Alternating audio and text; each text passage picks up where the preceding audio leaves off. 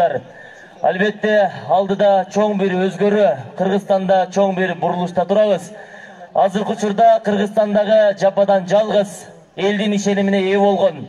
Буйруса акыйкат үчүн акырына чейин күрөшкөн. Дагы да күрөшөм деп албетте сиздердин алдыңызга келип, өзүнүн жалынды сөзүн айтып, буйруса 10 январ күнү ар бир ушул Кыргызстандын келечеги үчүн, жаштардын келечегин ойлоп туруп, жакшы бир чечим кылып туруп, элдин уулу болгон акыйкат үчүн акырына чейин күрөшкөн, нечендеген сот, укук коргоо органдарынын адилетсиздигин, куугунтугун жоон терисинен өткөргөн, элдин жашоосун билген, буйруса мынакей элдин жашоосун жакшы жака өзгөртөм деген, буйруса эң алдыңкы мамлекеттердин катарына аз убакыттын ичинде кошом деп буйруса, жакшы ниет менен буйруса, сиздердин колдооңуздар менен Кыргыз Республикасынын президенттигине талапкер болгон Садыр Нуркожоевич азыр буйруса бир нече мүнөттөрдөн келет. Өзүнүн жалынды сөзүн айта тургандар, андан кийин кимде суроолор болсо, чечилбеген маселелер болсо, бүгүн ачык айкын, эч ким сиздерге тоскоол болбойт тугандар. Садыр Нуркожоевич мына ушундай бүгүн шарт түзүп берип жатат. Ким суроолору, чечилбеген маселелер болсо, коркпостон мынакей актай баракка жазып, мына азыр даярдап турсаңыздар, биздин уюштуруу тобу буйруса мына алдыңыздарга чыгат. Азыр бир нече мүнөттөрдөн кийин көк формачан олтурган жериңиздерден эле колуңуздарды көтөрсөңүздөр, олтурган жериңиздерден алып, түздөн түз мына ушул Садыр Нуркожоевичтин колуна берип, өзүнүн жакшы бир жооп аласыздар тугандар. Анан ардактуу тугандар, бүгүн бир нерсени гана эскертейин. Азыркы учур пандемия. Ошондуктан мына маскаларды чечпеңиздер, аралыктарды бир аз сактап олтуруңуздар тугандар. Анан кийин бүгүнкү жолугушу тугандар, бүгүн биринчи жолу эле эмес, 15 күндөн бери Кыргызстандын булуң бурчуна барып, областтар, шаарларга, райондорго жолугушуулар өтүп жатат. Жогорку деңгээлде эң бир сонун колдоолор менен, жакшы бир сонун көрүнүштөр менен өтүп келе жатат. Бүгүн дагы буйруса мына түштүк жергесинде акыркы ушул Карасу жеринде сиздер менен жолугушуп олтура тургандар. Келиңиздер, буйруса мынакей үгүт иштерине дагы 1-2 күн калды. Мына ушул акыркы жолугушуулар дагы эң сонун деңгээлде сиздердин позитивдүү кол чабууларыңыздар менен, кыйкырыктарыңыздар менен, колдооңуздар менен өткөрө алалы тугандар. Себеп дегенде азыркы учурда талапкериңиздерге, уулуңуздарга бут тоскондор аз эмес тугандар, өтө көп.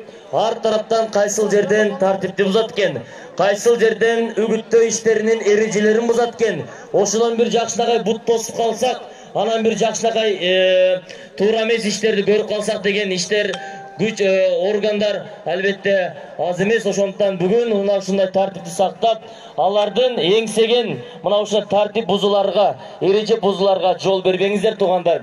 Бүгүн албетте Садыр Нуркожоевич келгенде Кыргызстанда тартип кандай болуш керегин, эрежелер кандай болуш керек экенин, маданияттуулук кандай болуш керек экенин мына Карасу эли сиздер көрсөтүп, албетте башкаларга үлгү болуңуздар.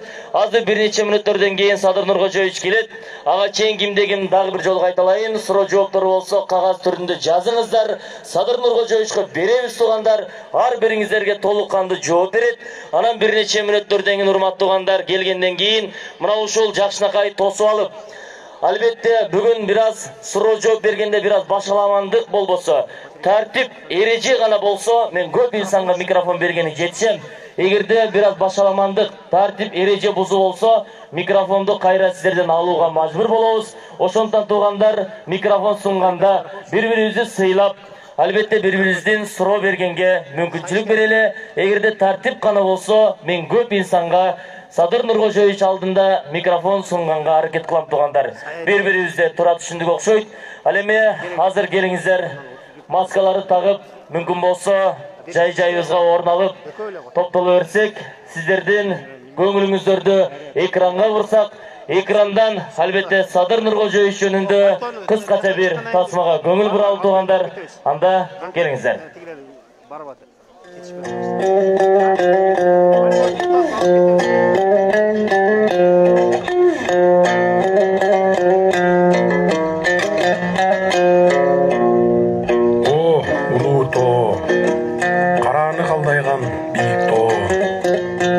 Турмушта дал өзүңдөй бийиктикти, токтоолукту эңсеп келем. Канча жолу кармаштарда кансырасам да, улам каржалып, жыгылсам туруп, мага зор кайрат күч бере көр деп тилейм. Бөксөрдүм, кемидим, кейидим, көздөн жашым төгүлдү.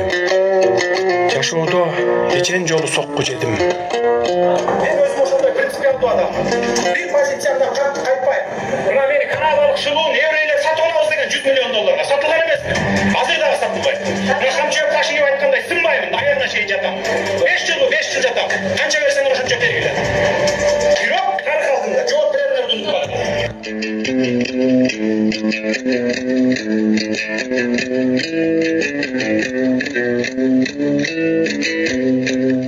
Meni ушул жарык дүйнөгө алып келген атам менен энемдин өлүмү бир тең да кан жанымдан жаралган уулумдун өлүмү бир тең болду.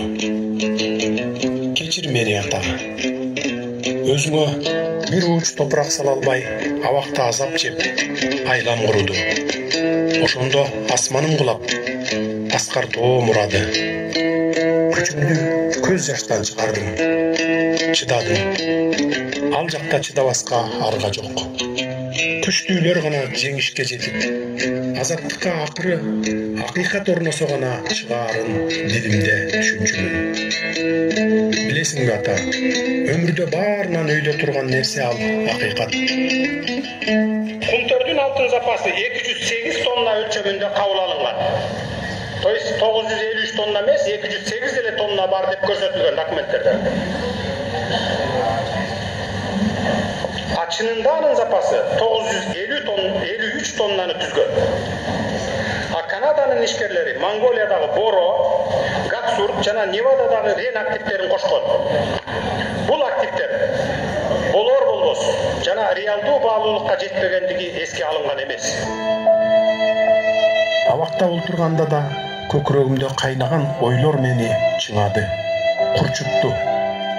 Бул жашоодо адам баласы жөн эле тамак жеш үчүн жаралбаганын, ириде калыстыктан тайбай, таймашка түшүп, алыска чуркоо керек экенин, ал үчүн баскан кадамдарыбыздын ар бири элге арналган ак эмгек болушу кажет экенин өзүңдүн баскан жолуңдан улам баамдагам. Ата тегимдин арбагына таяндым.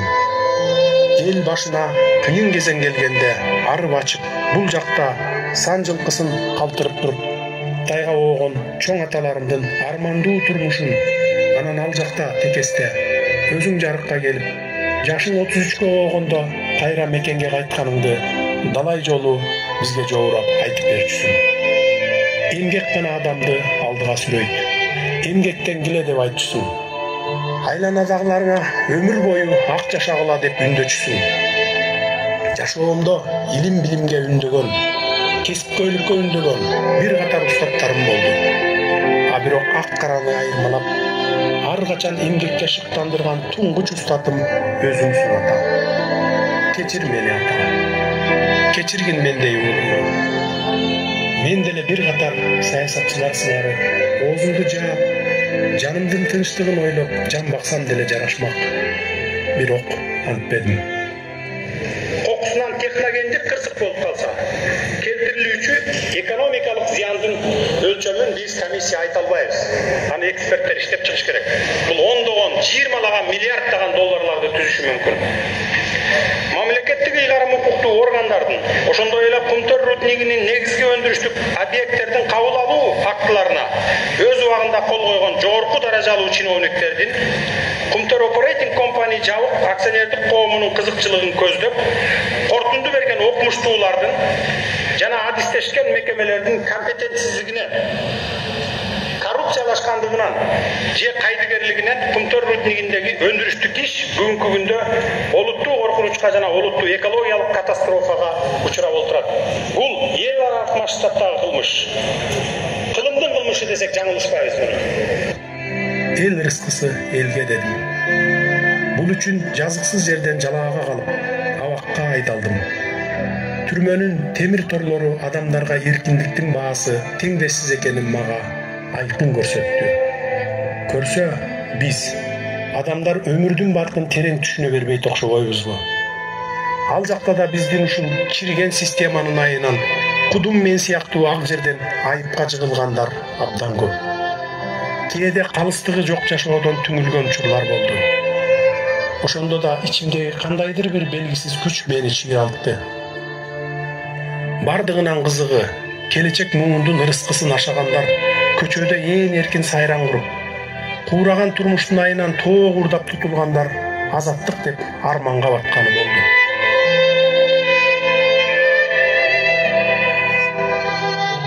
Бардыгы көз алдымда. Кытайдан алган эсепчилик кесип, бул жакта жарабай, совхоз эмне ишке салса ошону аткардың.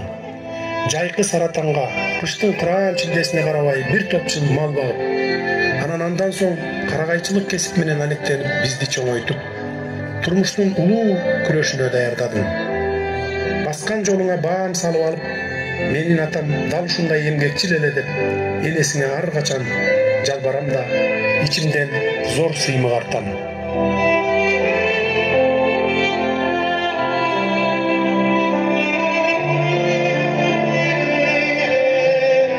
Жазмыш бизге ушуну жазса кантели ата. Өзүңө бир ууч топурак буйрбаган уулуңду кечир ата.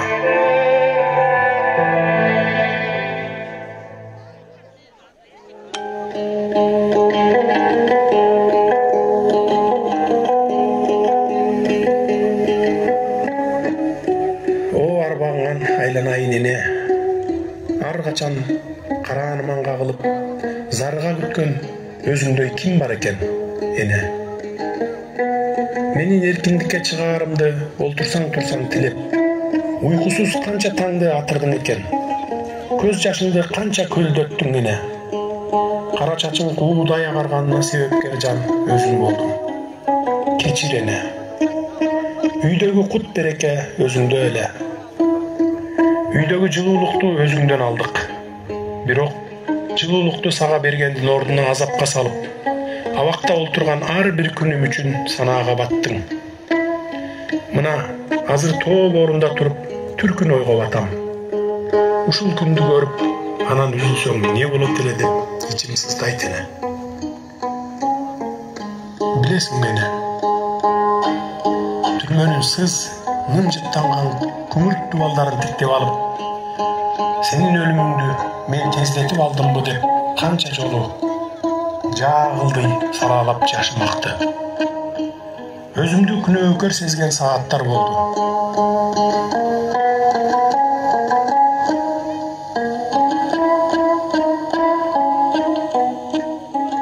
Элимден айлансам болот. Карантүн башка түшкөн учурда мага дем берип, кайрат айткан ар бир жаранга ичим жылып, Кудайдан эрк тиледим өзүмө. Сыздасам да сынбадым. Атама менден топурак буйрбаса да, энеме топурак буйруду. Ошого каниеттедим. Калың эл менен бирге бейит башында туруп, мени жарык дүйнөгө алып келген энеме топурак салып, ичимден жалбарып кечирим сурадым. Эгер аркы дүйнө арбак деген бар болсо, жалбарып өзүңө иштен суранган кечиримимди уккан чыгаарсың, эне. Өзүң деп сыздап, элесине жалбарган уулуң эзели сени унутпас.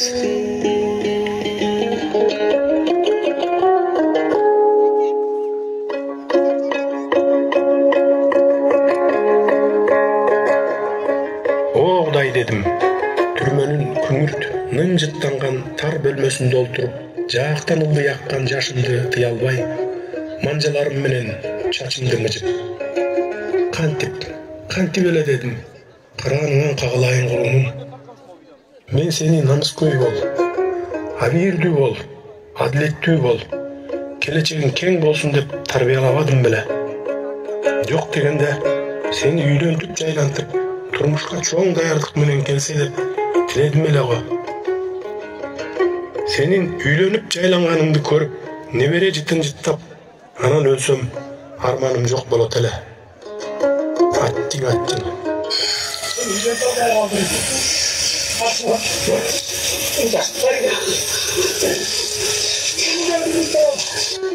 О Кудай, айланайын, неге мынча мени жазалайсың, дедим эрдимди кырча тиштей. Ачыгын айтыш керек. Мынчалык мөгдөп ыйлаган эмесмин. Мындай кордукту, мындай азапты душманыма да изелик каалабас элем. Уулум кырсыкка учураган күндөн тартып, түн уйкуман ажырап, Кудай жардамчы бол, аман сакта деген тилегимди ташкаап аттың. Кулунуман ажырап куурадым. Мен үчүн 2019-жылы өтө оор жыл болду. Мээрими күнгө теңдеш энемден ажырап, дүйнөм тарыса, эми минтип отомду жоготтум.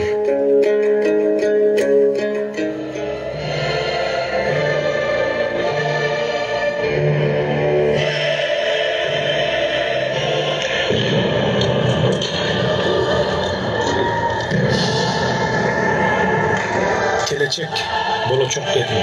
İçimden har үйдүн алдында топтолгон калың элдин Садыр, Садыр, Садыр деген үндөрүн угуп.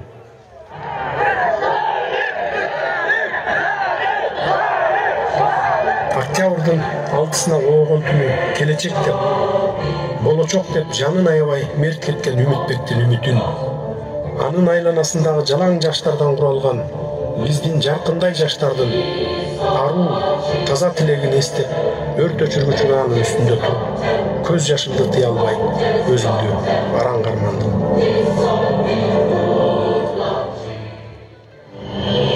Каалайын жаштар, аруу тилек, таза максат, ата журт деп жүрөгү соккон жаштар.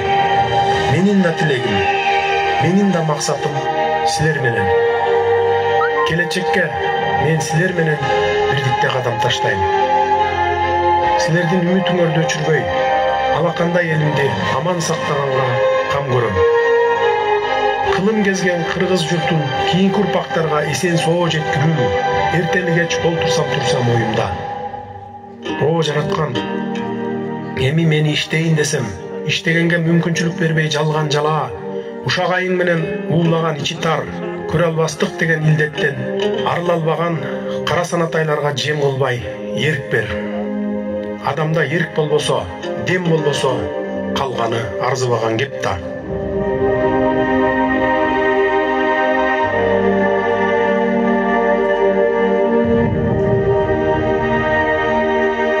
Адам баласындагы эң аруу тилек бул ишеним. Кандай болгон күндө да ишеничти актоо, ишеничти сактоо ыйык парыз. Биз ишеништен уланабыз, ишеништен куралабыз. Демек, ата журт алдындагы мойнубузга артылган оор жүк мекенди көз карагендей сактап, болочок муунга жүзүбүз жарык, пейлибиз ак бойдон баруу улуу милдет. Ата журтум, сан миң жылды караткан улуу Кыргызстаным, кандай болгон күндө да сенин ишеничиң мен үчүн өмүрдөн да кымбат турарын дагы бир ирет баса белгилеп айткым келет.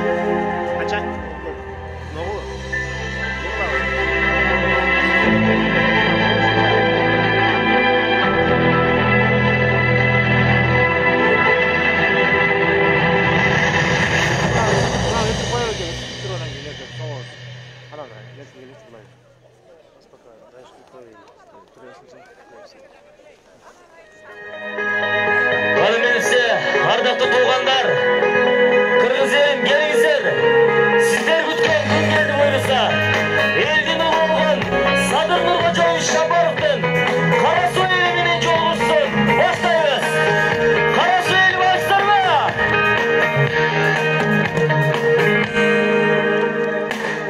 Тарыхы бар печен, ынтымағы да еңбегім, алату бешігім, башым иіп тәзім етем. Ассалаумалейкум, ардақты туғандар, амансыздарбы? Тұрсын байрағы. Туғандар, мына бүгін Кудайдын куттуу күнү, Кудайдын буйругу менен элдин ишенимине ээ болгон, чындык үчүн акырына чейин күрөшкөн, элдин жашоосун билген, карапайым элден чыгып, жогорку кеңештен баштап, бүт тепкичтерди басып өткөн, буйруса кыргыздын жашоосун, кыргыз элинин эң өнүккөн мамлекеттердин катарына кошом деп, жакшы бир сиздердин колдооңуздар менен Кыргыз Республикасынын президенттигине талапкер болгон Садыр Нуркожоевич Жапаровдун Кара Суу эли менен жолугушуна кош Мынакей өлкөбүздө мына шайлоо күнүнө дагы аз күндөр калды.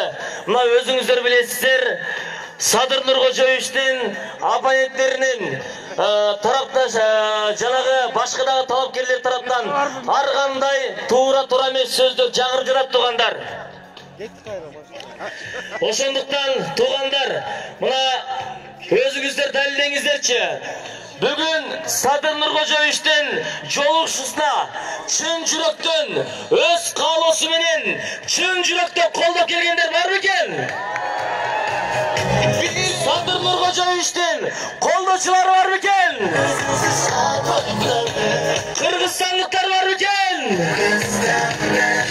Садыр Нуркожоевичти президент кылып колдой тургандар бар бекен? Садыр Нуркожоевич үчүн акырына чейин колдой тургандар бар бекен? Рахмат, туугандар, мына өзүңүздөр билесиздер, мына 15 күндөн бери Кыргызстандын булуң бурчуларында мына ушундай жолугушуулар өтүп жатат. Албетте эң сонун колдоолор менен өтүп жатат. Бүгүн дагы мына түштүк жеринде акыркы жолугушуубуз дал ушул кең пейилдүү, өзүнүн меймандостугу менен, өзүнүн айкөлдүк сапаттары менен ээ болгон, мына көп улуттуу эл жашаган Кара Суу эли менен жолугушуп өтүп жатат туугандар. Андыктан бүгүн дагы мына ушул өзүңүздөрдүн уулуңуздарды айтып келет Кара Суу эли мына ушул Садыр Нуркожоевичти көп күттүк, ушул жерге келсе керек деп. Өзгөчө Садыр Нуркожоевичти жакшы көрүп, мына буйруса президент катары көрүп турган Кара Суу эли бүгүн Садыр Нуркожоевичти колдойсуздарбы? Садыр Нуркожоевичти мына шайлоого чейин эмес, шайлоодон кийин дагы колдобашыбыз керек туугандар. Себеп дегенде алдыда Садыр Нуркожоевич чоң бурулуштарды, чоң бир тарыхый окуяларды, мыйзамсыздыкка, сот укук коргоо органдарынын адилетсиздигине, жана ошондой эле көпөстөргө, бай манаптардын адилетсиз байлыгына мына чегит коюп, буйруса баарына тегиз мамиле кылам деп атат. Мына ошого туугандар, акырына чейин сиздердин колдооңуздар керек. Колдойсуздарбы? Буйруса кыргыз элинин жашоосун чогуу өзгөртүүгө колдой беребизби? Туугандар, эми мүмкүн болсо келиңиздер. Мына ар бириңиздердин жүрөгүңүздөрдө үмүт шамы жанган, аны ар бир кыргыз жараны кыргызстандыктар билет. Садыр Нуркожоевич абактан өзү мынакей кыргыз эли чыгаргандан кийин буйруса Кыргызстандын жашоосу эми мына буйруса жаркын жашоого бурулат деген жакшы бир үмүт шамы жанды. Буйруса Кыргызстанда адилеттүү, мыйзамдуу, жакшы бир эң сонун айкөл, баарына тең караган, улут кылып бөлбөгөн, баарына тегиз болгон Садыр Нуркожоевичтай президент келе туугандар. Жүрөгүңүздөрдө президент катары көрсөңүздөр туугандар. Мен Садыр дейм, сиздер президент деп тартынбастан, коркпостон, чын жүрөктөн колдосоңуздар, катуураак айтыңыздар. Келиштикпи? Колдон келеби? Көрөлү анда эмесе. Садыр! Садыр! Садыр! Садыр! Эми туугандар, келиңиздер, мүмкүн болсо азыр суук, бир аз разимикада кылып алалы. Мен Садыр дейм, колуңуздарды бийик көтөрүп, эки колуңуздарды бири-бириңиздерге уруп, президент деп кыйкырыш колдон келеби? Себеп дегенде эмне үчүн мындай кылып атат туугандар? Кыргызстан чоң бир бурулуштун алдында турат. Мына азыр оператор жигиттер бул съемкаларды, бул тасмаларды тарыхка албетте тартат. Буйруса бир нече жылдардан кийин чоң бир өзгөрүүлөр болгондон кийин мына Кара Суу эли дагы ушул өзгөрүүгө чоң бир салымын кошкон деген жакшы бир тасмалар, көрүнүштөр болот. Ошондуктан мен азыр Садыр дейм, сиздер эки колду бийик көтөрүп, президент деп кол чап коюсоңуздар өтө бир сонун болот туугандар. Колдон келеби? Ар бирибиз салым кошолук туугандар. Калан эмесе операторлорубуз даяр. Садыр! Садыр! Садыр! Садыр! Кана кыргызстандыктар барсыздарбы? Садыр Нуркожоевичтин колдоочулары бар бекен? Кыргызстанда жакшы жашоосун көрүшкүсү келгендер бар бекен? Рахмат туғандар. Мына 30 жылдан бері қаншалаған көйгөйлер болды туғандар. Қаншалаған іштер болды. Бірақ ешкім жооп берген жоқ аны тура емес іштеріне. Адилетсіздік, құқық қорғау органдарының, соттордун мыйзамсыз іштеріне ешкім жооп берген жоқ. Бұйырса мынакей Садыр Нуркожоевич абақтан шыққандан кейін туғандар, өзіңіздер білесіздер, эмне үчүн, кимдер үчүн, кантип абакка түшкөнүн. Мына туғандар, Кыргыз элинин тарабын талашам деп, мына эң сонун жерлерибиз, кең байлыктарыбыз Кыргыз элинин пайдасына иштеши керек деп ачуу-чындыкты айткан үчүн мына абакка түшкөн. Мына бизди абакка түшүп отурат. Буга Кудайдын көзү түз экен. Чындык чыркырап туғандар, мына Кыргыз эли өз абактан чыгарып алды. Абактан чыккандан кийин болгону 32 күн гана мына бийликте иштептир. Анындагы 20 күнүн ар кандай саясий күчтөр бул жагынан тарып, али бул жагынан тартып иштеткен жок. Ал эми болгону иш үстүндө 10 күн гана иштетип тургандар. Элестетиңиздер, бир жума жана 3 күн. 10 күндө эмне кылса болот туғандар. Бирок Садыр Нуркожоевич мен кылам, мен колумдан келет деп эң негизги каалоо туғандар. Мына 10 күндүн ичинде эле канчалаган чечилбеген маселелерди мына чечип жатты туғандар. Мен силерге айта кетейин. Анын бирөөсү мына 2020 жыл пандемия болду туғандар. Аргасыздан Кыргыз эли мына курсагын багалбастан каражанын тогуз үчүн кредит алды туғандар. Каражан тогуз үчүн айласыздан алган кредиттери мынакей колдон келген ушунча экен туғандар. Мүмкүнчүлүк болсо мындан дагы баарын жаап берем деди. Бирок колдон келген болсо дагы мында эч ким кылган эмес. Мына 3 айлык үстүк пайызын жаап берди туғандар. Бул да болсо бизге болгон жардам. Бул да болсо алкышка татый турган болсо бир кол чаап койбойлубу? Мына өзүңүздөр билесиздер. Өзгөчө мына Кыргызстанда туғандар, араңыздарда да бар. Адилетсиздиктен жөндөн жөн эле кыпыңдай иш үчүн результат деп туруп абакка олтургузуп койгон Кыргыздын азаматтары жатат. Мына өзүңүздөргө дагы мына тааныштарыңыздар болсо керек. Мына ошол жака түшүп, алардын көйгөйүн билип, бийликке келер замат алардын агын көгүн териштирип туруп, мына бегүнү жаткан жеринен азаматтардын 230-ун абактан мына чыгарды туғандар. Бул дагы болсо жакшы көрүнүш болсо кол чаап койбойлубу? Мына туғандар, чегара маселелери чечилбей жаткан. Мына буйруса ирет менен чечилип баштады. Мына Кыргызстанда көп жылдардан бери жаштар үй бүлөлүү болгондон кийин жер там салууга жер ала албай жүргөн. Аларды дагы мыйзамдаштырууга, жанагындай документтештирүүгө шарт түзүп жатат туғандар. Бул дагы албетте жакшы көрүнүш. Көп жылдан бери чечилбей жаткан маселе. Албетте туғандар 10 күндө ушундай жумуш кылды.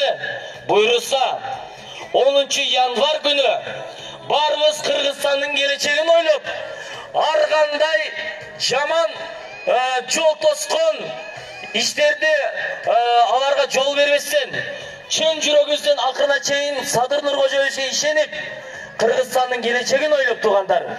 Мына жүрөгүбүз менен барып, номер 1 Садыр Нуркожоевич Жапаровга добуш берип алсак, мына ушул өзүңүздөрдүн уулуңуздар Садыр Нуркожоевичти президент кылып шайлап алсак, 10 күндө ушундай болду. 5 жыл аралыгында туғандар канчалаган маселелер чечилет туғандар.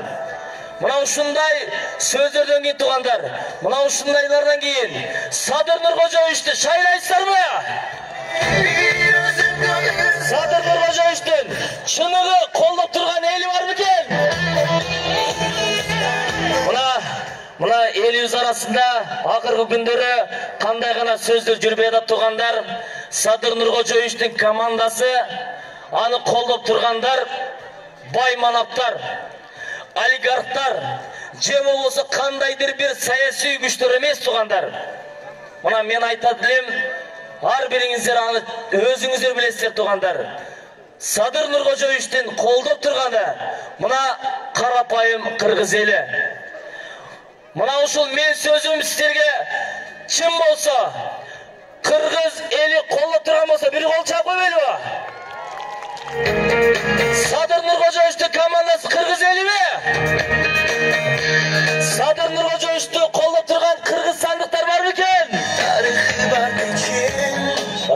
Туғандар, мына азыр bir neçe мүнөттөрдөн кийин оğlumuzlar Sadır Nurkoçoviç'tagы buyrusa алдыңыздарга келип, мынакей өзүнүн жалынды сөзүн айтып, buyrusa сиздердин алдыңыздарга келип, өзүнүн жалынды сөзүн эмес, платформасын айтып, анан кийин сиздерге buyrusa мына кагаздарга жазган суроолоруңуздарга жооп берет тугандар.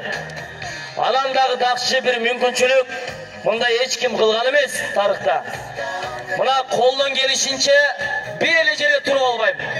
Ар жерге барып, buyrusa микрофон сунам. Мүмкүн болсо бир жерге барганда калганыңыздар да ошол жерге үйүлүп албаңыздар. Себеп дегенде мен бир жерде эле болбойм. Микрофонду ар жерге сунам тугандар. Ошондо мына өзүңүздөрдүн айкөлдүгүңүздөрдү, өзүңүздөрдүн бири-бириңиздерге мүмкүнчүлүк берген жакшы бир сабатыңыздарды, тартиптүүлүк Кыргызстанда кандай болуш керек экенин Садыр Нуркожоевичтин алдында мына туугандар сиздер көрсөтүңүздөр. Микрофон сунганда кыска нуска өзүңүздөрдүн каалаган сөзүңүздөрдү, чечилбей аткан маселеңизди айтып алыңыздар туугандар. Жашоодо 3 нерсе артка кайтпайт дейт. Айтылган сөз, болуп жаткан убакыт, анан азыркы туугандар мүмкүнчүлүк. Кудай Таала мына ушундай убакытты берди. Мына азыр айта турган сөзүңүздөрдү айтып алыңыздар. Анан эң бир чоң мүмкүнчүлүк болуп турат. Не только сиздер үчүн, жалпы Кыргызстан үчүн чоң бир бурулуштун алдында турабыз. Тарыхый окуялардын алдында турабыз. 10 январь күнү дал ушул тарых барагына сиздер менен биргеликте Садыр Нуркожоевич буйруса баштайт туугандар. Аны эмесе, урматтуу туугандар, келиңиздер, сиздер күткөн Кыргыз Республикасынын президенттигине талапкер Садыр Нуркожоевич сиздердин алдыңыздарга келет туугандар. Садыр Нуркожоевичтин колдоп турган эли бар экен. Садыр Нуркожоевичти колдоп тургандар бар экен. Садыр Нуркожоевичти аягына чейин тиреги тоолонуп турган колдогон эли бар экен.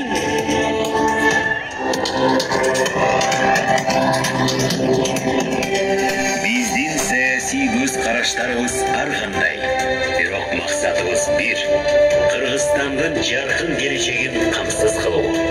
Баарыбыз үчүн биздин мамлекеттин жана элибиздин тагдыры баарынан кымбат болууга тийиш. Эң маанилүүсү өлкөбүздөгү тынчтык, элдин биримдиги жана коомубуздагы коопсуздук. Садыр Жапаров, келечекке кызмат бүгүндөн башталат.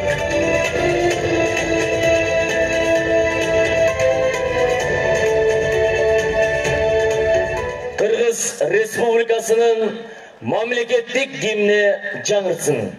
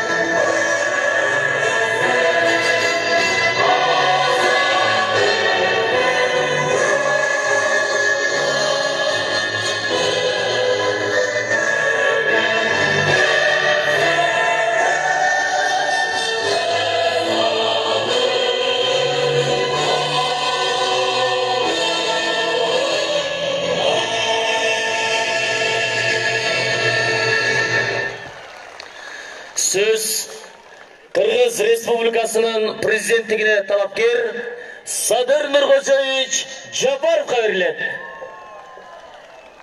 Рахмат. Саламатсыздарбы, ардактуу мекендештер, Кара Суу жергесинин кадырман тургундары, келечекте Кыргызстанды гүлдөгөн мамлекет катары көргүсү келген урматтуу жаштар. Мен бүгүн берекелүү Кара Сууга келип, өзүңүздөр менен көзмө-көз учурашып турганыма өтө кубанычтамын. Кара Суу району калкынын саны боюнча республикабыздагы эң чоң район болуп саналат.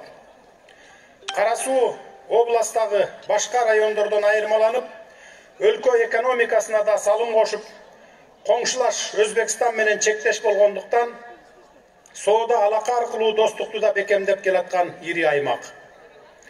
Райондогу 1985-1986 жылдары курулган Кара Суу базары Кыргызстанга эле эмес, Орто Азия өлкөлөрүнө таанымал базарлардын бири. Азыр анда 15 миңден ашык адам ишкердик менен алектенет. Андан тышкары базарда бери дегенде 50-60 миң жумуш орундары бар.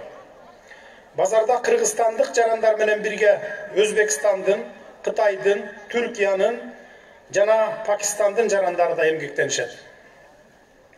Бул базар азыр 15 миллион калкы бар бүтүндөй Фергана өрөөнүн камсыздайт. Кара Суу жергеси эл жерди коргоодо өзүнүн тайманбас эр жүрөктүүлүгүн көрсөткөн Советтер Союзунун баатыры Осман Якуповду тарбиялап өстүргөн касиеттүү аймак. Ал эми Кара Суу районунан чыккан белгилүү чыгармачыл инсандарыбыз маданиятка опол-тоодой зор салым кошушту. Кыргыз көркөм сүрөт өнөрүнүн негиз салуучусу, СССР эл сүрөтчүсү Гапар Айтиев, кыргыз поэзиясында өлбөс өчпөс болгон оттуу ырлардын автору ойчул акын Жолом Мамытов, кыргыз эл акыны Меңди Мамазаирова, кыргыз эл жазуучусу Султан Раев, эл артисттери Ташбек Кудайбердиев, Токон Эшпаев, Керим Турапов жана Ибрагим Жунусовдор мына дал ушул касиеттүү Кара Сууда киндик каны тамып, алыска сабала учушуп, көркөм дүйнөдө өз бийиктиктерин көрсөтө алган элибиздин сыймыктуу инсандары. Урматтуу Кара Суу районунун тургундары, өзүңүздөр билесиздер, президенттик шайлоонун алкагында акыркы 3 жумадан бери мен Кыргызстандын аймактарын, айылгыштак шаарларды кыдырып, элибиздин арыз муңун угуп, өлкөбүздө 30 жылдан бери үйүлүп калган көйгөйлөрүн көрүп, ачыгын айтуу керек, кыйла зээн кейиткен жагдайларга туш болдум. Жоопкерчиликсиз, коррупциялашкан башкаруунун айынан өлкө экономикасы кыйын абалга туш келди. Мейли билим берүү, укук коргоо, сот, прокуратура, салык, бажы, чек ара, айтор кайсыл гана тармакка көз чаптырбайлы, кайдыгерлик каптап, эл байлыгына суук колун салган алдым жуттумдардын заманы өкүм сүрүп келди. Буга чекит коюуга убакыт жетти. Коррупция менен айыгышкан күрөштү өтө ыкчамдык менен жүргүзүп, өлкөдө реформа жасап, кадр маселесине көңүл бурбасак, анда биздин келечегибиз бүдөймүк бойдон кала берери турган иш. Элибизге эркин ой жүгүртүү, ачык айкындуулук, калыс башкаруу, бардыгынан да мурда бакубат турмуш жана жарандарыбыздын коопсуздугу маанилүү. Барып келип эле баары экономикага такалат. Экономика канчалык кубаттуу болсо, өлкөдө коомдук саясий туруктуулук орноп, улут саламаттыгы дагы чың болот. Ушундан улам, азыр сиздерге өлкөнүн алдыга жылдыруу багытын көздөгөн экономикалык өнүгүү туурасында идеяларыман учкай кеп козгой кетейин. Биздин алдыбызда оор милдеттер турат. Кыргызстанды экономикалык өсүү жолуна кайтаруу керек. Мунун баары эркти, билимди жана элдин колдоосун талап кылат. Биз өзүбүздүн күчүбүз менен тышкы карыз көйгөйүн чечебиз. Кыргызстанды социалдык жактан коргоо, экономикалык жана социалдык туруктуулуктун негизи пенсияларды, жөлөк пулдарды индексациялоо жана төлөп берүү бийликтин натыйжалуулугунун башкы критерийи. Миллионго жакын мекендештерибиз чет мамлекеттерде эмгектенүүдө. Биз алыста жүргөн мекендештерибизди жумуш орундары менен камсыздай алабызбы деген суроо турат. Жакынкы жылдарда дароо баарын камсыздай албаганыбыз турган иш. Мамлекет сиздердин кызыкчылыктарды жана укугуңуздарды коргоого милдеттүү. Жана Кыргызстанда калган үй бүлөңөргө кам көрүшү керек. Ошондой эле экономикалык чаралар катары текшерүүлөргө мораторий киргизилип, административдик тосмолор алынып салышы керек. Менчикти жана менчик ээлеринин укуктарынын кол тийбестиги жөнүндө укуктук нормаларды күчөтсөк деген ниетибиз бар. Кыргызстандык жана чет өлкөлүк ишкерлерди колдоп, аларды коргоо жана инвесторлордун ишенимин кайтаруу зарыл. Сырьеолук эмес, экспорт багытындагы бизнеске максаттуу колдоо көрсөтөбүз. Энергетика таңкыстыгы көйгөйүн комплекстүү чечүү программасын ишке ашырууну баштадык. Бюджетти толтуруу максатында кендерди иштетүү боюнча түзүлгөн келишимдерди улуттук кызыкчылыкты эске алуу менен кайрадан карап чыгуу зарылдыгы эч ак эле бышып жетилген. 10 январь күнү президенттик шайлоодо сиздердин ишеничиңиздер менен жеңишке жетсем, платформамда айтылгандай таза жана калыс башкарууну туу тутуп, жоопкерчиликти толук моюнга алам. Өлкөбүздүн келечеги үчүн буюрса бардык күч аракетимди жумшайм. Келечекти курууда сиздерди да өз катарымдан көргүм келет. Ушул асыл максатка чогуу тилектеш болсок деп сиздерден өтүнөр элем. Сиздер 10 январь күнү өлкө тагдырын чечесиздер. Мындан ары Кыргызстаныбыз президенттик башкарууга өтөбү же парламенттик башкарууну каалайсыздарбы? Келечекке жолду тандоодо өзүңүздөр чечим кабыл аласыздар. Ошондуктан шайлоо менен бирге өтүп жаткан референдумга активдүү катышып, зор маани берсеңиздер деп суранып кетет элем. Кыргызстан көп улуттуу, ынтымак менен күн кечирип, достукту ыйык санаган өлкө. Мына дал ошон үчүн платформамда да көп улуттуу өлкөбүздүн жаркын келечеги тууралуу ойлонуп, улуттук биримдикти камсыз кылууга өзгөчө орун бергем. Биз кура турган мамлекеттин базалык принциптери бул заманбап, светтик, экономикалык жактан бакубат, укуктук, адилеттүү, элдик, наркка негизделген көп улуттуу элибиздин жашоосу үчүн ыңгайлуу мамлекетти куруу.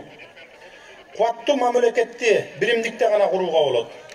Биздин өлкөбүздүн жарандары ар кандай этностордун өкүлдөрүнөн болсо, Кыргызстанга болгон сый, келечекке болгон ишеним бириктирип турат бардыгын.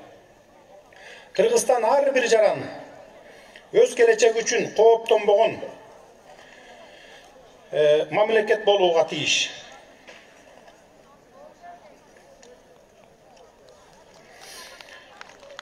Сөз жана жалпыга маалымдоо каражаттарынын эркиндиги биздин өлкөдө мындан ары да кол тийгиз, баалуулук болот деп айтып кетелем. Эң башкысы бизге туруктуулук, сабырдуулук, тыным албаган мээнеткештик, калыстык, тазалык, абийир менен намыс керек. Ушул тилектерди ишке ашырууда жараткандан өзүмө саясий эрк, элимдин турмушун оңдоо үчүн, өлкөмдөгү гүлдөгөн Кыргызстан деген атка кондуруу үчүн ак караны ажыраткан даанышмандыкты, сергектикти бер деп суранып кетет элем. Биз айткан сөзүбүз кагазда эле кала бербестен, турмушта да реалдуу ишке ашырууну көздөйбүз. Ошондо гана Кыргызстаныбызда ар бир жараныбыз коопсуз жана берекелүү жашоосун өткөрүп, тоолорубузга, сууларыбызга, жаратылыш койнуна суу артылып, идеяларын ишке ашырууга ашыгышат. Ардактуу агайын журт, сөзүмдүн соңунда сиздерге айта кетерим, ишенич, дем күч, үмүт сиздерди да, мени да алдыга сүрөсүн.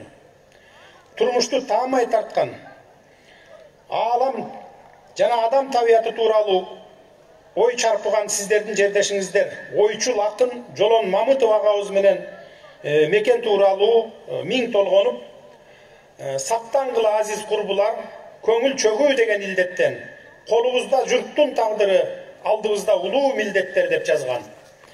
Демек, журт тагдырына, алдыда турган улуу милдетти так аткарууга жаратканым баарыбызга эрк берсин. Урматтуу шайлоочуларым, мен баарын таза барактан баштоону сунуш кылам. Алдыда биз аша турган бийик ашуулар көп.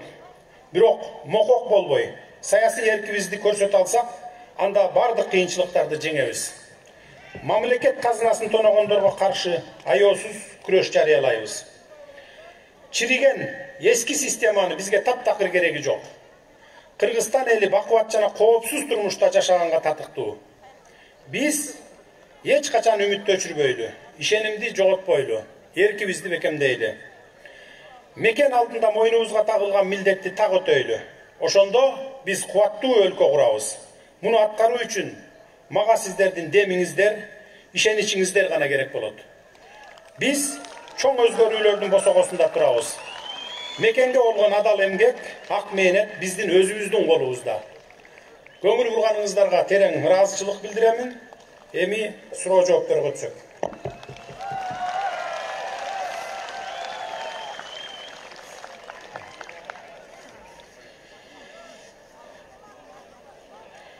Садыр Нуркожоевич, сот жана укук коргоо органдарына кандай реформа жүргүзүлөт жана бул канча убакытты талап кылат? Мен Кара Суу районунун тургуну Эргешев Орозалимин. Реформаларды биз мына саясий процесстерди бүтүргөндөн кийин реформалар башталат. Кыскача жол картаны айтсам, бул эртең шайлоо, анан референдум болот. Референдумда өзүңүздөр кайсы башкаруу система менен жашайбыз мындан ары деген маселени суроого жооп бересиздер. Бул президенттикпи же парламенттикпи деген. Ошондон кийин конституциялык кеңешме 98 кишиден турат. Конституциялык кеңешме конституциялык долбоорун даярдап атышат. Сиздердин жооптон кийин алар акыркы вариантын карап чыгышып дагы. Акыркы вариантын кабыл алып анан парламентке берет. Парламент болсо референдум жарыялайт. Бул болжол менен ушу февралдын аягына барып калат го деп турабыз. Жаңы конституция кабыл алынат. Андан кийин ошого ылайыктап мыйзамдар кабыл алынат. Андан кийин анан эң акырында парламенттик шайлоо даярдалат. Белгиленет. Ал ушу майдын аягына барып белгиленет деп турабыз болжол менен. Кудай буйрса, ошол процесстердин бардыгы бүткөндөн кийин укук коргоо органдарында дагы, сот системасында дагы толук кандуу реформалар жүрөт. Сотторду биз көз каранды системага айлантабыз. Сот системасын мен 2005 жылы, 2010 жылы кечиресиздер, депутат болгом. Ошондо сот реформасын жүргүзүү боюнча комитеттин төрагасы болчумун. 1,5 жылдай иштедим. Ошол мезгилде сот системасын көз каранды системасын айлантабыз деп 5 мыйзам жазып 6 айдын ичинде депутат болуп баргандан кийин. Анан сот реформасын баштаганда көз карандысыз сот системасы болчу.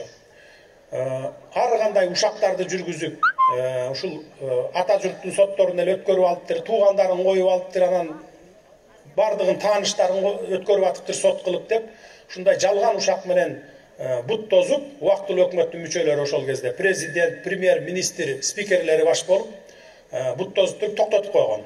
Анан мына бүгүнкү соттордун системасын түзүп алган, кайра башка өзлөрүнө ылайыктуу мыйзам жазып, сот системасы бүгүн толугу менен Ак үйдүн аппаратына көз каранды. Бул система болбойт. Ошон үчүн мына ар бир районго барсам, айылга барамбы, бардыгы сот менен прокуратура, укук коргоо органдарына арыз муун айтып, ошолордун кабыл алган чечимдерине мына ушундай болуп атат. Эгерде сот системасын көз карандысыз системасын айлансак, анда андай арыз муундар болбойт. Ар бир райондо сот мыйзамдуу, адилеттүү чечим чыгарат. Кудай буйрса, мынакей 1,5 жылдын ичинде бул реформага барабыз бардыгы.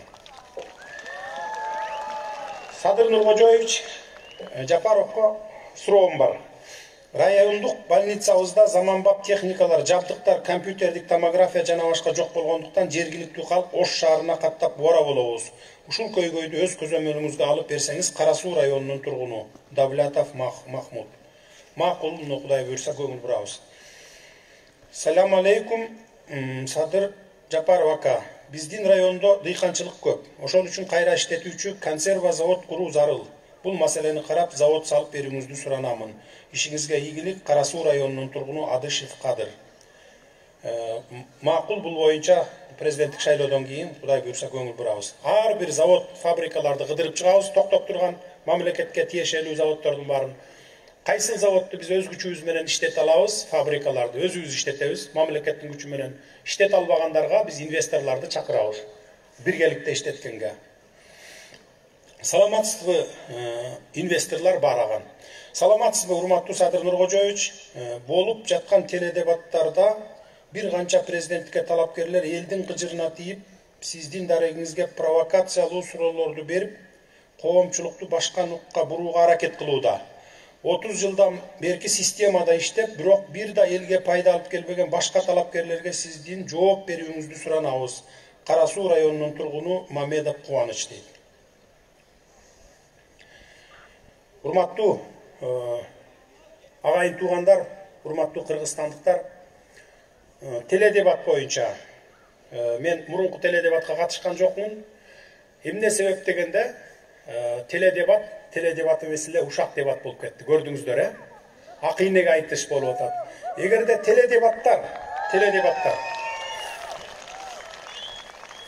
теледебаттар программаларын көрсөтүп, ар бири, мына менин программам, ушуну момундай жол менен аткарамын, мына менин жол картам, мына мен момундай реформаларды жасайм деп, ушул өзүнүн программасы менен жарыш болсо, барсак болот эле теледебатка. Анан ошо теледебатка барып алып 3 саат акыйнеге айтышып алар менен ушак териштирип, жалган жалааларды териштирип отурганча ар бир районду кыдырып, ошол убактымды бир айылдарга жумшап, райондо эмне проблема бар, айылда эмне проблема бар, эртең президенттик шайлоодон Кудай буйруп өтүп калсам, ошолорду оперативдүү түрдө чечкенге деп ар бир район боюнча өзүнчө папка чогултуп жүрөм. Ошол пайдабы же мен теледебатка барып ушак айтышып отурганым пайдабы силерге? Мына баарыбызга ошол андан көрөкчө эл кыдырган пайда, элге жакын болгон пайда. Программалары мисалы сиздерге мына мен колуман келишинче газеталар аркылуу, китепчелер аркылуу таратып бердим программаларды. Барбы окуганыңыздарга жетип атабы? Мына жетип атат. Алар айтып атат мынакей. Бир программалары жок. Же барбы сиздерде жеткиздиби программа? Эң жок дегенде интернет аркылуу же телевидение аркылуу бир окутуп койсо болот го. Макул, акчабыз жок дейт. Акчасы жок болсо бир А4ге чыгарып туруп, мына деп таратса болобу? Аган көп деле акча кетпейт. Азыр ар бир үйдө компьютер бар, принтер бар, ксерокопиялар бар. Анан эми ошо программасын элге жетише албаган, сындан башка, тилинен башка эчтекеси жоктор менен мен барып ушак айтышып отурганды мени антип заставить этпей эле койсоңуздар деп суранат элем. Мына ошол теледебатка мен сиздерге ушул жерден эле жооп берейин.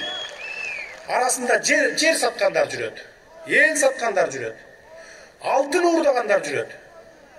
Эптеп эле баягы 2 айдын ичинде ушул кандидат болуп, баягы диги кандидаттын удостоверениясын алып алсам, камалбай турам го, дагы бир нерсе болуп кетеби деген шылтоо менен неме алып алгандар бар арасында. Библиотека, жер саткандар бар мисалы. Азыр кандидаттардын аттарын атай албайт экенбиз, анткени бул мыйзам жол бербейт экен. Ошон үчүн өзүңүздөр эле ким экенин билип аласыздар. Библиотека саткан, жер саткан bir kandidat çıkıp alıp geçe günü. Mına men buga çeyin internette karaganга убактым болбой атты эле. Geçe bir sutka şu samolyot uçpay Bişkектин аэропортунда отуруп убактым болду. Митингтерин көрдүм, дебаттарын көрдүм, мен жөнүндө жамандап аткандарын көрдүм. Булардын программасы жок экен. Бир эле программасы бар экен. Жапаровду жамандаш деген эле. Анан ошол жигит айтат кандидат. Мен дейт Кумтөрдү дейт 100% мамлекетке иштеткенге менин күчүм жетет дейт. Ой досум, 2012 жылы мен Кумтөрдү алып чыгып чырылдап мамлекетке алып коелу мына жылына 1 миллиард доллардын алтыны чыгып кетип атат дегенде каршы бердиң эле го. Каршы бербедиң белең ошого. Чыгып алып микрофондон кокуй, мен сага басылып кетиптир, против деп эсептеп койгула деп спикерге айтып отурганым мына көрдүңөр го баарыңар эле интернетте жүрөт мынакей. Анан эми 8 жылдан кийин келип алып мен Кумтөрдү алып берет элем дейт. Анан Кумтөр боюнча мени жамандап атышат тигиндей мындай деп.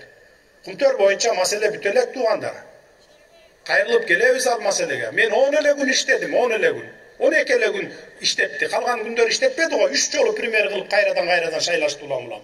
Анан 10 күндүн ичинде ал дүйнөлүк компания бул. Бир Кара Суунун ортосунда турган бир дөң эмес ал Кумтөр. Ошон үчүн ал темада бир 3 ай 4 айдан кийин анан өзүлөрү эле уят болот алам. Мен көп нерсе айта албайм ал боюнча, анан кийин билесиздер. Дагы бир эми мунун атын айта берсек болот, бул кандидат эмес экен. Кечээ күнү ушу түз эфирге чыгып алып айтып атат, Жеңиш Молдахматов деген биздин жигитибиз бар. Замандаш партиясынын лидери эле шайлоого катышкан Замандаш менен. Кудайдын жок калпын айтып, элдин баарын тескери бурганга аракет кылып атат. Ат башыга логистикалык центр салынып баштады, мына чечим чыкты деп. Эл каршы чыккан жерге эч качан салынбайт. Ал жөнүндө сөз да жок, иш да башталган жок, башталбайт дагы. Булар баягы эптеп 3 күн калганда, 5 күн калганда элди буруп кетиш, тескери буруп кетиштин жолун айтып атат. Жетим тоо боюнча айтып атат. Жетим тоону эртең эле барып ача коелу деп аткан эч ким жок. Мен жөн гана өзүмдүн пикиримди, оюмду айттым. Мына жетим тоо менен дагы иштетип, аны завод салып ошол жерге сырьёсун сатсак да кутулса, сырткы карыздардан кутулат экенбиз деген оюмду айттым. Эгер эл, көпчүлүк эл каршы болсо, аны да ачпайбыз. Башка жолдорун издейбиз. Мен премьер-министр болуп шайланган күнүнүн эртеси күнү мен чогултуп алып туруп, экономисттерди, финансисттерди чогултуп алып туруп кеңешкенбиз баарыбыз. Кантип тез арада 2 жыл 3 жылдын ичинде сырткы карызды жаап, экономикалык кризистин сазынан чыгып кетебиз деген маселе коюлган. Мына ошондо кеңешип ошол маселелерди инвестор менен, же ошол жетим тоону иштетип, же башка чоң-чоң ошол кен байлыктарыбызды өзүбүз иштетип чыксак болот экен.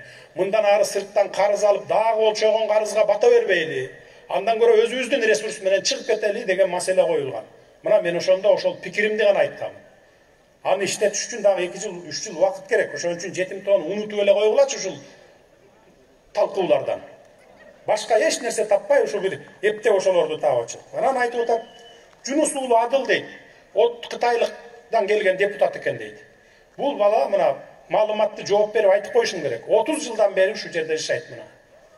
Гражданын алган, 30 жылдан бери бизнес чөйрөсүндө жүргөн. Ошол айтып аткан ошол Жеңиш Молдакматовдон жанакы ошо библиотека саткыч, мамлекеттин жерин саткыч кандидатка караганда 100 эсе, 1000 эсе пайда алып келген жигит ушул Кыргызстанга. Анан баягы имарат жөнүндө айтып атпайбы, мен Бишкектеги республикалык штабым жөнүндө айтып атат. Ошонун штаб имарат экен, анан Садыр Жапаров аны штаб кылып берди, ага тигиндей мындай. Булар Кытайдын шпиондору экен депчи.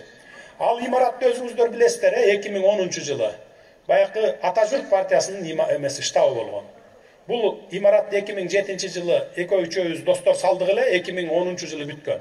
Революция болуп кеткенден кийин кой Ата Журт менен партияга катышалы, партиялык шайлоого, парламенттик шайлоого деп, анан ошону республикалык штаб кылганбыз.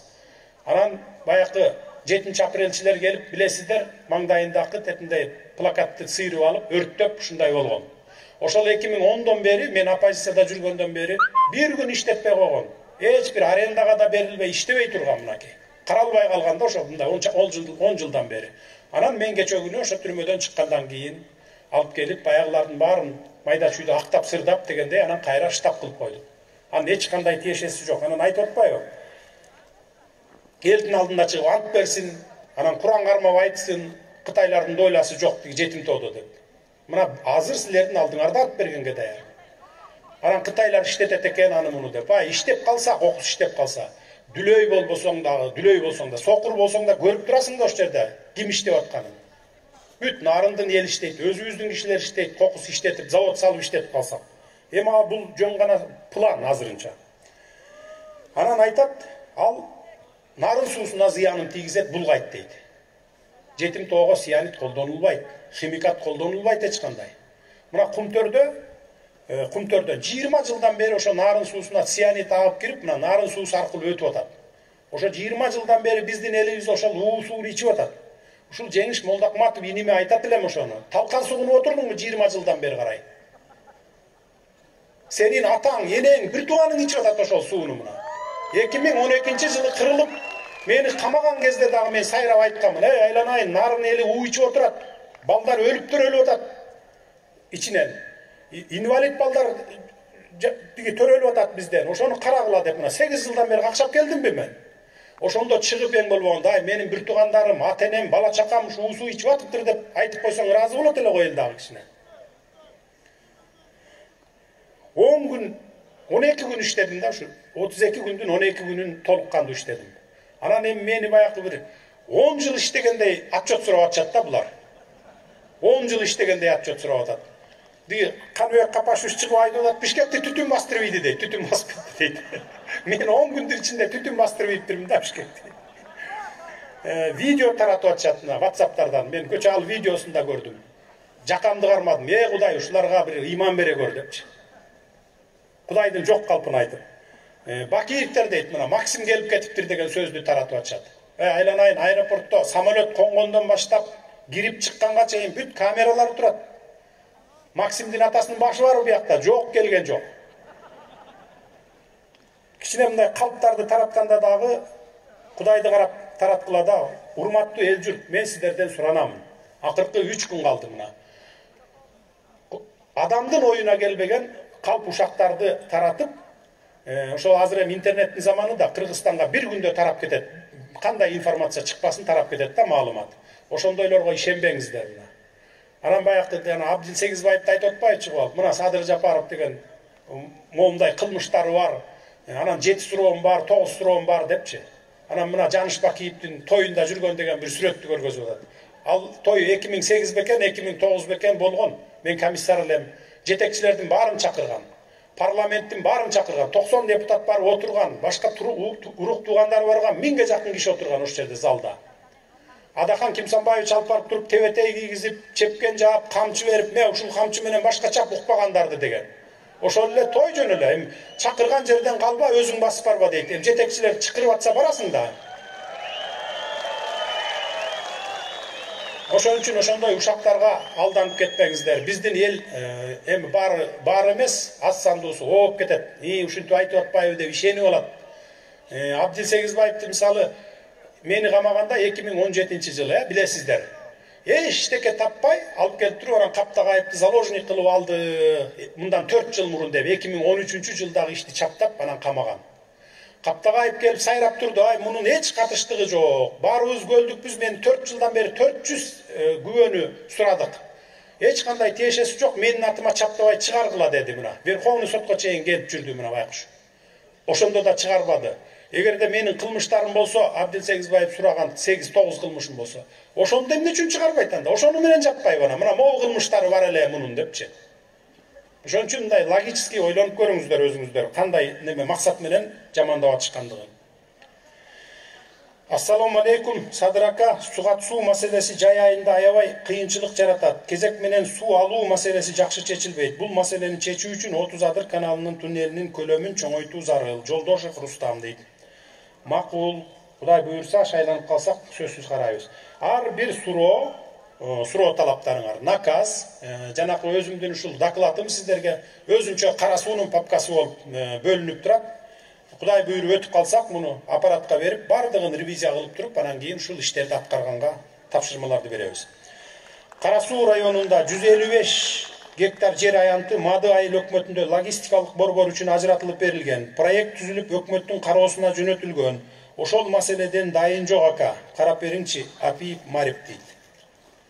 155 гектар жер Мады айыл өкмөтү. Макул, карайбыз. Саламатсызбы, урматтуу Садыр Жапаров, паспорт жана ЗАГС бөлүмдөрүн иретке келтирүү зарыл.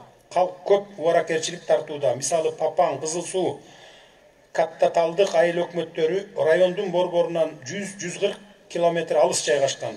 Көп убаракерчилик менен ЗАГСга барабыз. ЗАГС маселеси мурдагыдай жерлерде болсо убаракерчилик болбойт эле. Ушул тармакка санариптештирүү киргизип беришиңизди суранабыз. Алишев Куттубек. Кудай буйрса кичине убакыт бергиле, санариптештирүүнү толук киргизип бүтөбүз. Азыр эми четтен жасалып келатат. Кудай буйрса бүтөт бул. Барбы дагы суроо? Жокпу. Микрофон бергиле анда. Кат жүзүндө суроолор бүткөн экен, микрофон менен сурооңуздар болсо, ой пикириңиздер болсо айтыңыздар. Чоң рахмат, урматтуу туугандар, келиңиздер жана башында айткандай, тартипти гана сактап берсеңиздер, ол турган жерден турбастан. Мен арар жерге барып берем, туугандар, келиңиздер.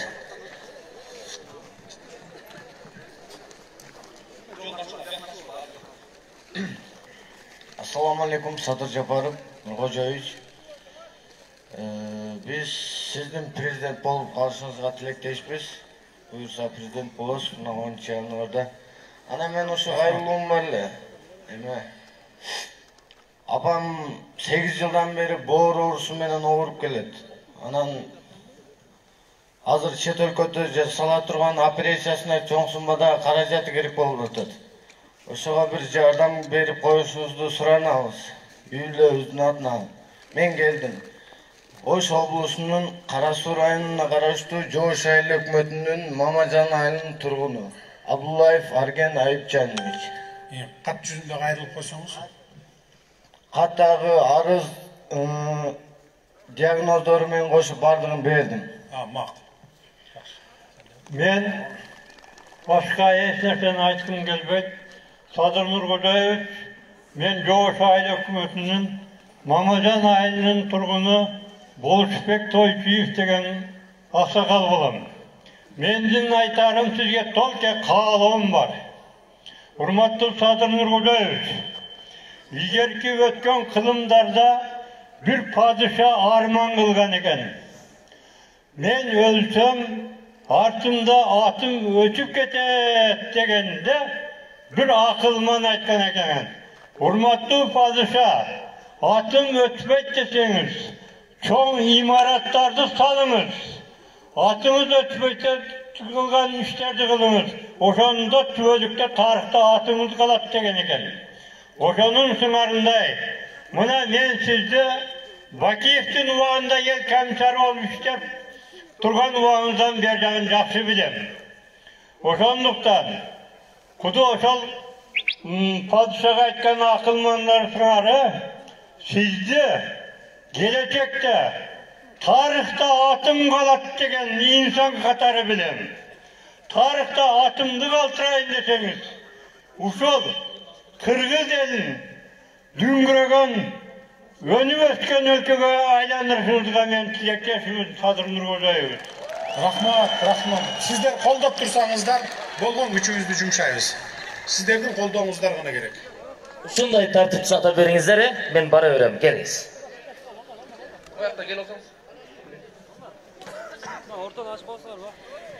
Урматтуу Садыр иним, мына ушу Кара Суу районуна куш келипсиң. Биз сени көрүп, сүйүнүп, ушунчалык ишеним менен, үмүт менен отурабыз. Менин айтайын дегеним, илгертен ата-бабабыздын салтын улагын, элге жакын болгон. Мына мисал үчүн жөнөкөй эле кийинип алып, базарды аралап, элдин жашоосуна жакын болгон иним. Ошондо сен биздин чыныгы, сүйүктүү президенти болосуң. Сага ийгилик каалайм. Жаның Аллага аманат.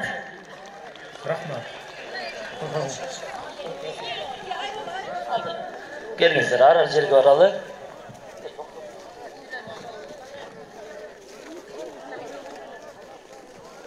Урматтуу Садыр Нуркожоевич, биздин Кара Суу аймагыбызга куш келипсиз.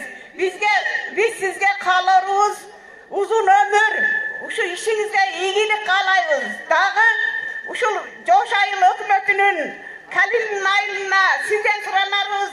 2 hektar yerde transformasyon kılıp etseniz, oşanı sıraytılık. Bu günler öter geter, zamandın arttınan jakşı gelir.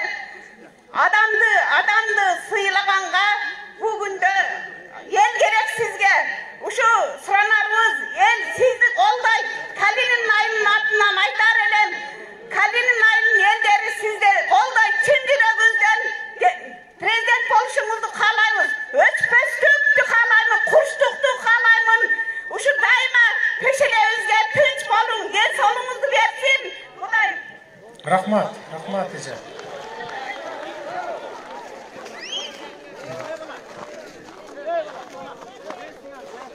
Урматтуу Садыр Нуркожоевич, саламатсызбы?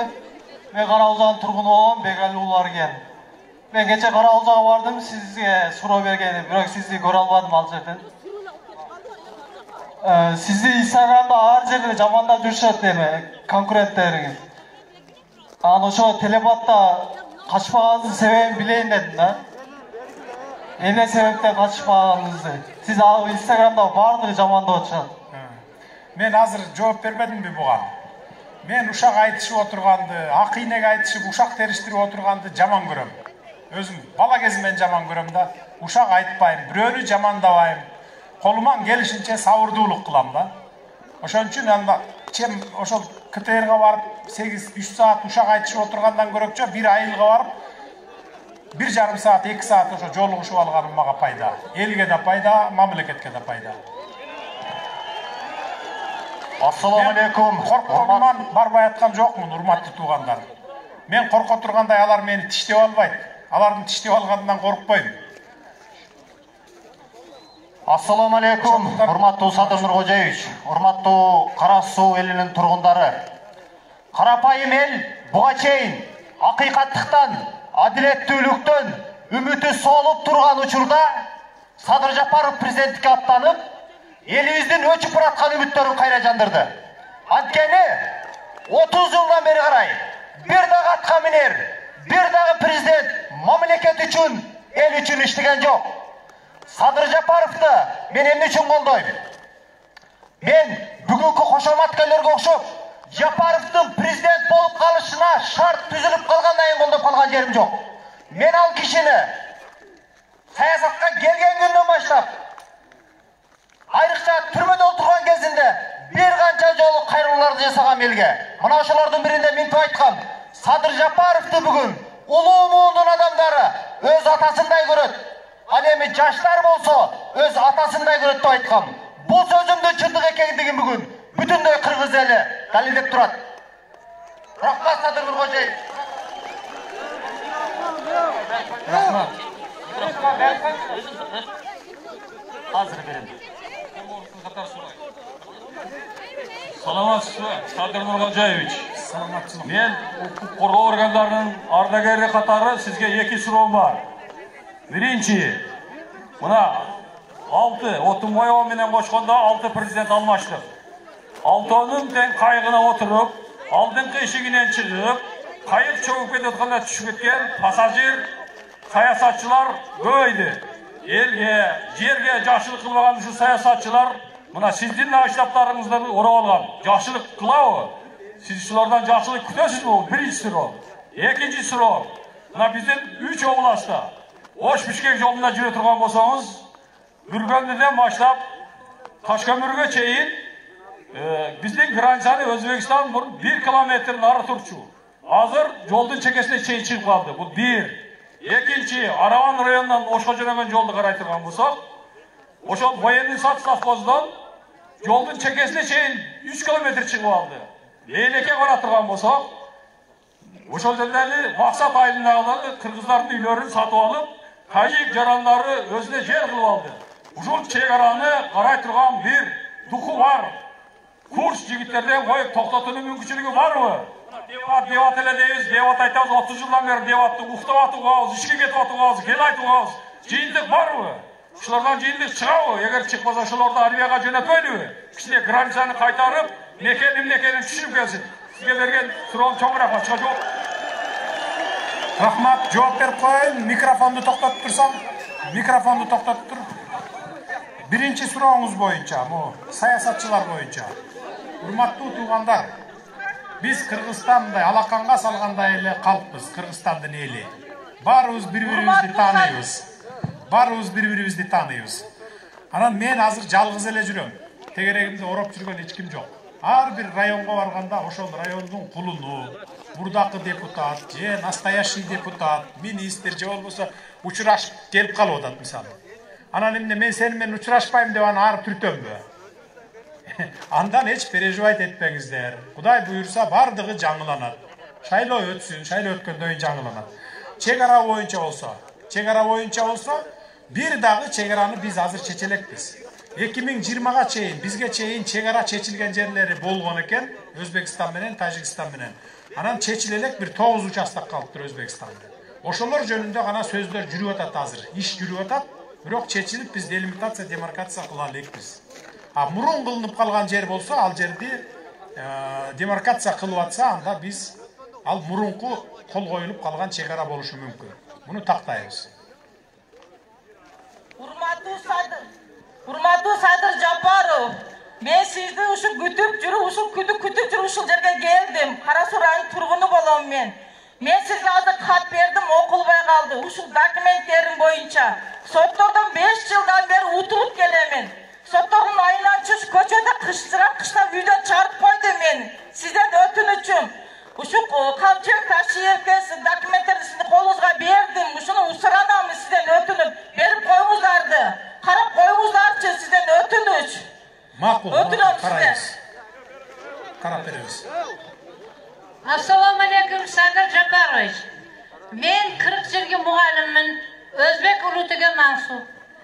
Sharqayli hukumatining Pushkin hozirgi Mambekova degan maktabda 40 yil жұмыс qilgan ayolman. Birinchidan 124-maktab elning qashar yo'li bilan salıngan maktab. Hozirgi hech qanday sharoit Aljerda yo'q. Detsat degan dag'i yo'q. Men sizlardan so'ramoqchi bo'ldim.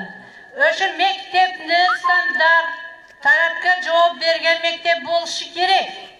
Ikkinchidan, meni bolam o'sha maktabda zam direktor bo'lib ishlagan. Hozirgi uchurda bolam bechora 10 yildan beri как беженец Yekaterinburgda yashab жатат. Sebebi al Qo'g'olonda 10-yilning qurboni bo'lgan Qo'g'olonda boshchi bo'lgandan natura do'mit bilan qolgan.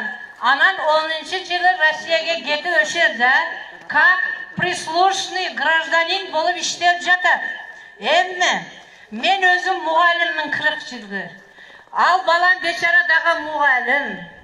Do'matlarga qachongacha ko'ngil yashaymiz. Meni so'ranchim, shu balamning dokumentini men berdim sizlarga. Munozzamasi bordigi bor. O'shanga shu rozıskni olib berib, meni yurtga, ya'ni Qirg'izistonga kelishini so'ranam. Ma'qul apa, arzingizga so'zsiz qarab beramiz. Assalomu alaykum. Hurmatli Sadir Nurxo'jaevich, men ушул elдің артынан сүйлеп атам да, биздин Россиядагы консулствобуз иштебей. Ал жерде кайсы кыргызстандыктын баласы бар төрөлсө, справка алыш үчүн 3000ден 6000 сомго чейин акча берет. Мени карабай койду, документим утерия болгондочу. Ада ошо консулство боюнча ушу көңүл кылып буруп койсоңуз, ушу элдин атында бизге сөз берсеңиз, ошол жерде каалар мен санадым 6 окошко бар экен. Ал деген сөз 6 адам элди тейлеш керек ошол жердечи. Карасам бирөө эле иштеп атат да, алдагы каалаган учурда обедке кирип кетет экен. Чоң-чоң эжелер, чоң-чоң аталар ошол жерде күтүп турат. Ma'qul, ko'ngil burasi. Assalomu alaykum, qimmatli Qirg'iz elim, janob Sadirning xush kelibsiz. Meni sizga aytadigan ko'zbo'yim bor. Mening bir tug'an inim 15-yili qamalib 4 yil so'roqsiz o'tirdi. 17 yilga pastavon meni nasabliklarga qarmat qo'ydi. Onun 4 balasi bor. 4 balasının neme Pasoya çıkarıp versinse çıkarıp verilmeydi, dokumentleri verilmeydi, özünü 5. yılı katı orup kaldı, sırtqa çıkarış için 150 bin akça suradı. 150 bin akçanı biz bir yaktan girgizdik, ülkemin ölügünü bir yaktan çıkarıp verişti. 27 fevralda jıldığı bolup. Uşul koy özü Qanday qilmish bilan qamaldi? Men ukamni pastavan menen qarmat. Emne qilmish? Podstava emne qildi? Narkotik salib qo'ydi. Narkotik menen akça menen qarmat nasarliklar o'zi neme Abdug'andir degan, Bayış degan, anan Bayjigit deganlar ekan. Buni biz keyin bildikda turmadan chiqqandan keyin o'sha yerda evollar aytdi, siz menen jataman deb bizga aytgan ukam, Sadir ağa menen jatam deb. Arz yazıp qo'yingіз, terishtirib beraylik. Salamatçı urmatlı Sadir Nurxo'jaevich. Kuş gelipsiz bizim en geçil köy uluttu, gülöstü Karasuru rayonuna. Karasuru rayonunda her türlü ulutlar yaşaydı. Kırgızlar, Oruslar, Özbekler, Tacikler. Barızı bir enen balasınday olup 10. yanvar günü sizdi koldop şaylap bereriz. Dağı bir aytarım, sadağın geteyim. Jalalabattık enem sizde lampiçkam dediler. Biz Karasu rayonu, Kuday'dın meri tögülgön, Kuday'dın nuru tögülgön bizden çırağımız deyiz. Geleceğe kızmat kılayırınız. Çok rahmat. Rahmat. Arar жерге барайын туғандар.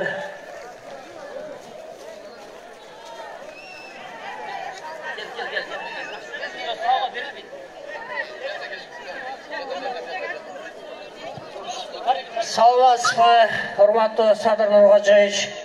Биздин Кара Суу району Кыргызстанда 7 облус болсо, Кара Суу району 8 облус деп эсептейм. Биздин Нариман айыл өкмөттү элиңин калкы бар Каракулжа району менен Чоңлай районунан чоң. Мен бизден 2-3 сунушум эле бар ака. Өзүмө эчтекени сурабайм. Биринчиден, Министерство обороны кайтарсаңыз, Кеңестау эмес, мындай тең тайлашы болгон биздин Министерство оборонобуз болсо. Анан кийин билим бериш системасын эстердин молундага жеткизиңиз. Үчүнчү суранычым, ким кайсы бюджетте иштебесин, бардык эмгек акылар бирдей болсун. Биздин да карыларыбыз өлкөлөрдү, дүйнөнү айланып келсин биздин да пенсионерлерибиз. Россиядагылар эле эмес. Мына Ислам Каримов Өзбекстан келечеги улуу мамлекетте өлүп кетти. Биздин өтмүшүбүз дагы, турмушубуз дагы, келечегибиз дагы улуу мамлекет. Биз сизди колдойбуз, сиз элди колдоп бериңиз сураныч. Рахмат, колдойбуз.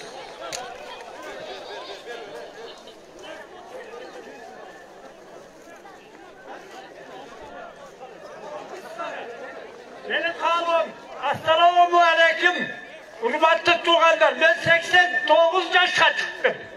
Benim aytanım, kanunum, ben Kocaev Çınar'ımın. Anam Sadır Kocaev işletkilerimiz, Nur Kocaev'iz. Aynen. Birinci den sonluğum olsun. İkinci şu işine ilgilik. Ben iki kolda saylayım aynen, iki kolda saylayım. Rahmat ata. Барар жерге баралы. Баратам. Мүмкүнчүлүк бергиле. Assalamu alaikum жақшылар. Хош келипсиз, урматтуу Садыр мырза, Кара Суу жергесине. Садыр мырза, март айларында президент Жапаровдун маанилүү маселе боюнча кабыл алуусуна кире аламбы? Ушул суроо. Алла сизге омат берсин. Кудай буйрса ошол күн келе берсин, кире аласыз. Assalamu alaikum. Sadır Japarov ve Malaçakan menen, Übülöğün menen, evi yurtun menen sağ salamat yaşap turasın mı? Ben savaşsız adamman. Ocakel aileden geldim ben. Bizden benim ayta turgan sözüm birinci. O Götürek diyen kendi Mustafa Karaoğlu ile Karaoğlu'nun okağını çıkarıverip burayını kamap jatat 2 aydan beri. Bu kandaysa konu özü. Hayemi işkencegeni olsa eşe çıkarıp koyun yaş baldarı var hele. Eşe çıkarıp koyunlayın Asurak Safar'ın turap geçleştir albulgular hele. Şunu sizden senin balam Turanış'a geldim. Yemi men mınavu Kadir Japarov'a şu ol bala o tuğma tuğru momun balele ilk cep onun bunu cep koyduğun bala mesele nem nereden mahkayı vermeyin öyle özüm o balana o şu beteştir pilüğünle beteştirgenle olan onu kaynadar degen bir kudaydan imtü o şu kamap yakın çağırır kuyruğunda adam kusura kandaydaş Makul ata, көңүл буруп teriştirip berебиz. Ananay dedim, eli çuğur. O Kur'an-ı Kulu Muhammed'in ümmetidir. O tümlemetiniz o tikte otursam, o hiç kanda prezidentlik başkanı olmasın. Jeto çıksa 5'e kat buzup yatıp aldı. 3'e kadar prezidentlik sayılı olsun dedi. 54 hukuk bağla, şu bir doğuştan prezidentlik başkanı olmanına turaylık ha. Ne neyse turgan sözümüzü. Саламатсызбы, Садыр Жапаров. Кара Суу районуна куш келипсиз. Келген кадамдарыңыз жалган гана жакшылыктарга болсун. Кара Суу эли сиз менен. Сиздин президент болушуңузга биздин көзүбүз жетет. Ошондуктан сизден жардам сурап келдим эле. Турмуш курганыма 3 жыл болду. Өзбекстандын жараны күйөм. 3 жылдан бери паспорт ала элекмин, ошого жардам беришиңизди суранат элем сизден. Арыз беріп қойыңыз, мыйзамдуулук жагын карап беребиз. Мыйзамдуулук жагын карайлы. Андай болсо. Эми урматтуу туугандар, суроо берүүчүлөр көп экен. Баары суроо бере берсе, мына элдин арты дагы уже кете баштады, үшүп кетишти окшойт көпчүлүгү. Суроону мына интернет аркылуу берсеңиздер да болот. Мына Facebook аркылуу бериңиздер, WhatsApp аркылуу бериңиздер. Мен сиздерден суранам, акыркы сөзүмдүн акырында мен сиздерден бир нерсени суранып кетейин. Урматтуу калайыктар, урматтуу кыргызстандыктар. 2011-жылы убактылуу өкмөттүн мүчөлөрү Мегакомду сатабыз деп калганда кыйкырып жүрүп ушуну саттырбай алып калдым эле. Анда ошол менде фактылардын баары бар болгон үчүн, кагаздар толук болгон үчүн сата албай калышкан. Бүгүн Мегаком мамлекеттин карамагында турат. Миллиардтаган киреше киргизип атат мамлекетке. Налог жана башка жагынан. Кумтөрдөн кийинки экинчи мекеме. Андан кийин сот реформасын жасаганда дагы билесиздер, ар кандай ушак таратып, бут тозуп, мени четке сүрүп туруп, анан кийин өзлөрүнө ылайыктап сот системасын түзүп алган. Бул дагы факт. Мына 8 жыл мурунку эле окуя. Андан кийин Кумтөр маселесин 2012-жылы мамлекетке алалы деген кезде мунда дагы ушак таркатып, депутаттарды сатып алуу жолу менен мени четке сүрүп туруп, ошол чет өлкөлүктөрдүн компаниясында калып калган. Мына ушундай мамлекет үчүн чоң иштерден куру калганбыз, куру жалак калганбыз. Эми мына мүмкүнчүлүк келди. Толук реформага барганга мүмкүнчүлүк келди. Бул да мүмкүнчүлүккө бут тозуулар болуп атат, көрүп атасыздар, каршы чыгып, мына аксакал айтпадыбы азыр, каршы чыккандар ушундай чыгып атат деп. Аларда акча көп. Жаштарга акча берип, митингге чыгарып атат. Түшүнбөгөн жаштар чыга берет ошентип. Булар мурдакы бизнеске айлантып алган кайра эле партиялык система менен жашашыбыз керек деп атат. Ал жоопкерчиликсиз система болчу. Мына сазга алып келип батырган ошол система болчу.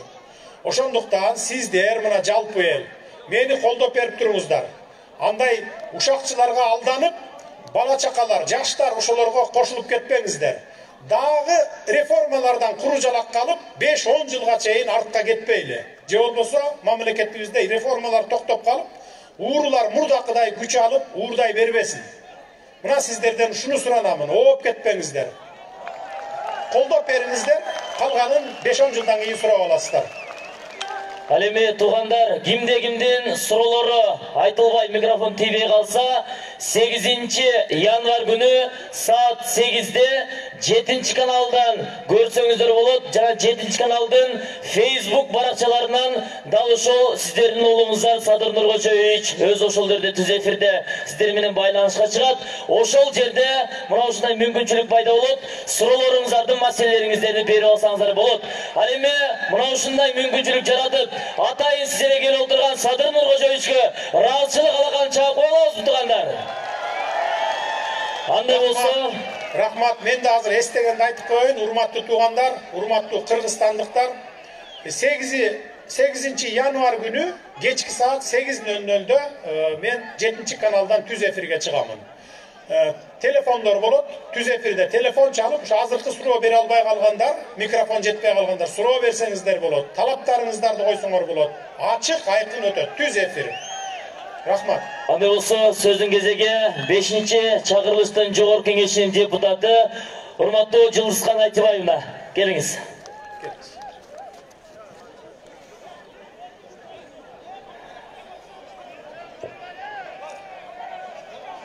Кара сулуктар, менин жердештерим, ак эмгек менен даңкталган пактасы жүзүм, дарбыз коону менен даңкталган эл тартиби бар эл болот. Тартипти сактасак. Экинчиден, урматтуу элим, жогорку кеңешке шайлоо болуп жүргөндө сентябрдын аягында айттым эле. Эгерде Кудай буйруп Садыр Жапаров эркиндикке чыкса, мен сөзсүз Садыр Жапаровду aldığınızlarga alıp gelem dep. Oşol uadam atkarıldыбы? Atkarıldı. Hurmatlı Kırgızstanlıklar, mekendeşler, cerdeşler, Kırgız elinin tarihinde birinci yolu uruğa bölünmey, regionga bölünmey, ulut'a bölünmey, karapayım halk özünün işengen, özü ümit artkan жалгыз талапкер Садыр Жапаровты мына өзүңөр көрсөтүп колдоп турасыңар. Урматтуу менин жердештерим, азыр мына көрдүңөр кандай жала башталды.